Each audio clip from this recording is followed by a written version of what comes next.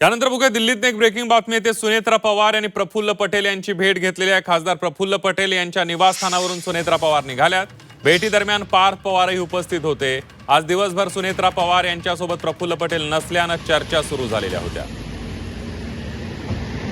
अधिक माहितीसाठी जाऊया दिल्लीला। आपल्या प्रतिनिधी उर्वशी कोण आपल्या सोबत आहेत। उर्वशी, नक्कीच आपण बघत होतो की कशा प्रकाराने कालपासून ते आतापर्यंत राजधानी दिल्लीत जेव्हा सुनेत्रा पवार होते आणि संसदेत पण ते एकटे फिरत होते आणि कोणच त्यांचे स्वतःचे खासदार कोण नव्हते, मात्र सगळे बाकीचे खासदार त्यांना संसदेत मिळाले। म्हणून चर्चा रंगली होती की नेमकं जे 2 फूट आहेत, खास करून निवडणूक आयोगांना पत्र लिहिल्यानंतर 2 फूट आलं एका राष्ट्रवादी काँग्रेसमध्ये।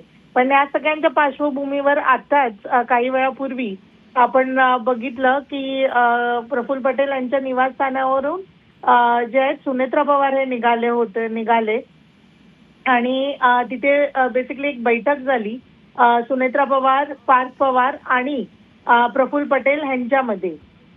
ज्या प्रकाराने चर्चा रंगल्या होत्या त्या पार्श्वभूमीवरती चर्चा झाल्यात असं समजलं आहे।